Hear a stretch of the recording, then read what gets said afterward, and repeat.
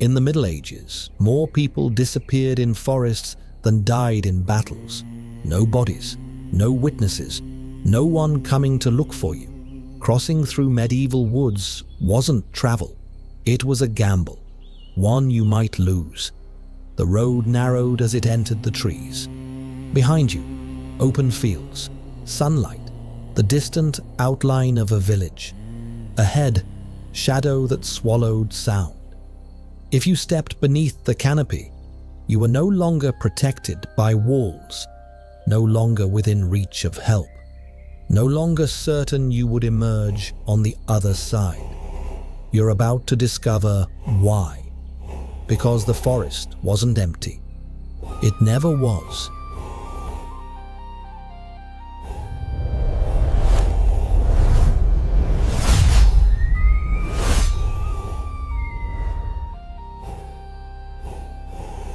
We often imagine medieval forests as untouched wilderness, silent, ancient, waiting. But they were alive, with hunters tracking deer through morning mist, with fugitives hiding from lords who wanted them dead, with deserters, men who had fled armies and could never return, with outlaws who had been pushed beyond society's edge, men who had nothing left to lose. Outside city walls, royal authority faded quickly. A king's law meant something in the market square. It meant less on the road. And in the deep woods, it meant almost nothing at all. Banditry wasn't rare. It was expected. Records from England, France, Germany all mention the same pattern. Travelers robbed, merchants ambushed, pilgrims stripped of what little they carried. Some were killed, others were left alive, but only after being warned. Don't come back.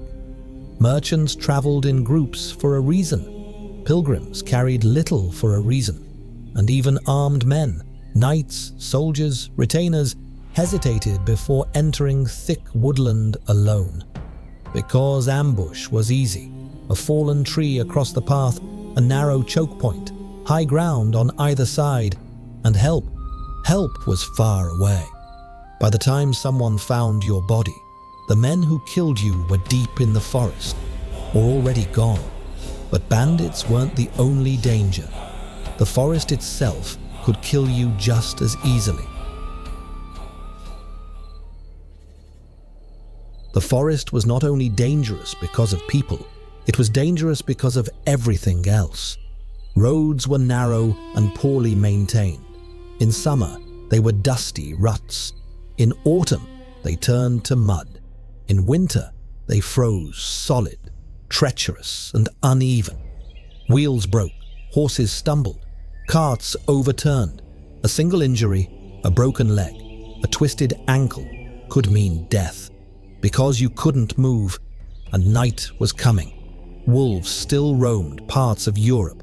Not everywhere, not always, but enough that travelers carried fear with them. A pack could follow you for hours, waiting for weakness, waiting for dark. Wild boar were worse in some ways. Aggressive, unpredictable, territorial. A boar defending its young could gut a horse. And if you were thrown, you were alone on the ground, in the undergrowth, with no wall to put your back against.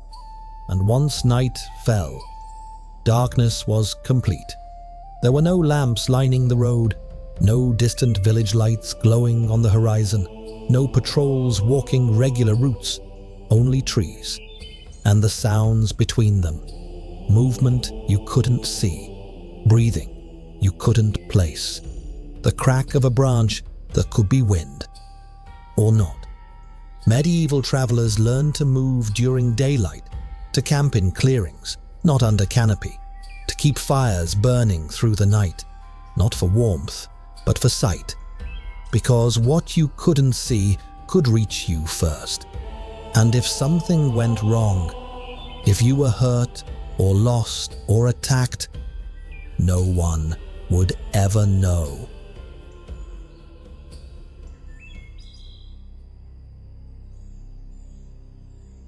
Records from the period mention travelers who never arrived, merchants expected at market who never appeared, pilgrims bound for shrines who vanished between towns, messengers carrying letters gone, no bodies, no witnesses, no explanation, just absence.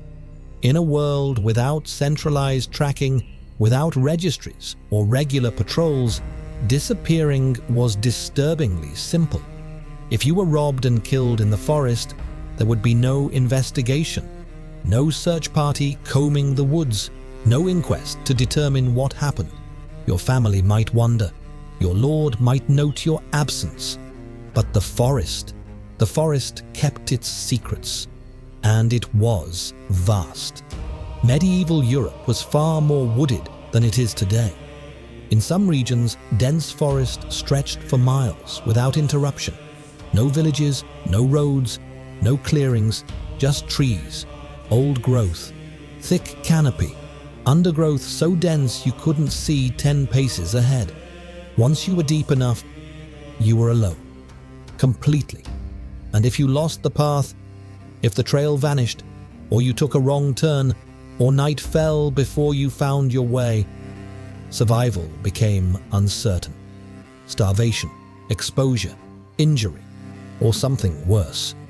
There are accounts of bodies found years later, skeletons still wearing rotted clothes, rusted weapons nearby, no clue who they were, no record of how they died. The forest erased them and moved on. But the forest wasn't just a physical space. It was a social one, a place where rules stopped applying.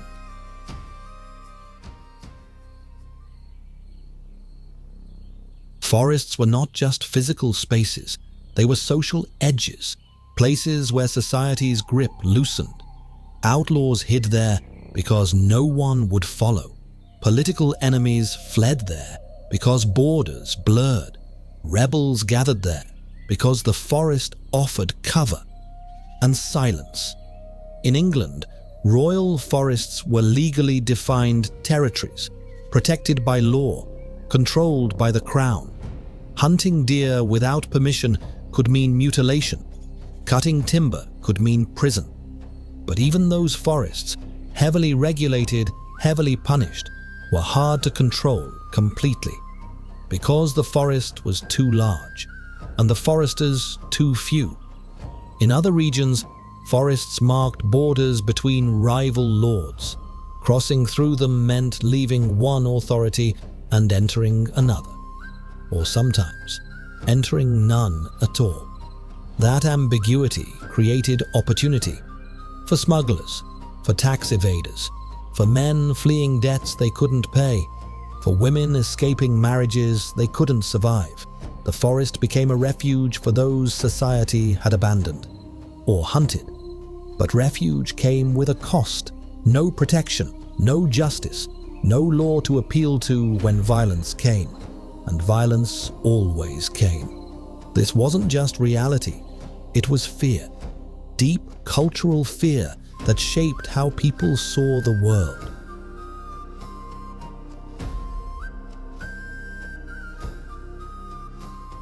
Medieval people did not romanticize forests the way we often do today. They did not see them as peaceful, or sacred, or healing. Folklore reflected anxiety. Dark woods were settings for danger, for wolves that walked upright, for spirits that led travelers astray, for things that lurked just beyond sight, watching, waiting, hungry, even if not all fears were grounded in daily reality. The perception mattered, because perception shaped behavior. If travelers believed forests were unsafe, they hurried through. They avoided certain routes. They waited for company. They carried charms, prayed, made offerings at roadside shrines. The forest had a reputation, and reputations are rarely born from nothing. Children were warned not to wander into the trees. Adults told stories of those who had and never returned. The forest became mythologized, not as wilderness to be explored, but as boundary to be respected. or feared. And that fear wasn't irrational. It was survival, because the danger of the forest wasn't just personal. It was structural. It affected everything. Trade depended on roads. Pilgrimages depended on passage. Armies depended on movement. If forests were dangerous, movement slowed. And when movement slowed, economies suffered. Goods didn't reach markets. Prices rose. Regions became isolated. Merchants charged more to compensate for risk. Pilgrims traveled less. Communication between towns weakened. The forest wasn't just a physical barrier, it was an economic one, a social one. It deepened isolation. It hardened regional identities, because if you couldn't easily travel to the next town, that town felt distant, foreign, other. The forest reinforced boundaries that weren't just geographical, they were cultural. And for those in power, the forest was a problem they couldn't fully solve. Patrols were expensive, roads required maintenance, clearing land took labor, and even then, the forest crept back. Always. The forest was more than trees. It was a reminder that beyond the fields and stone walls, control dissolved quickly. And if you stood at the edge of that forest, looking into shadow, you had to decide, cross or turn back. Standing at the edge of a medieval forest, you faced more than shadow. You faced uncertainty, no guarantee of safe arrival, no promise of protection, no certainty of return. The castle offered order, stone walls, armed men, rules. The village offered familiarity, neighbors, routines, shared labor. The forest offered none of it. And that is why, for centuries, the trees were feared. Not because of what was there, but because of what wasn't. Law, safety, witness. The forest was the edge of the known world. And beyond that edge, anything could happen. This was the medieval forest. Not legend, not myth. Shadow. Welcome to Epoch of Kings, where history meets the edge of the sword.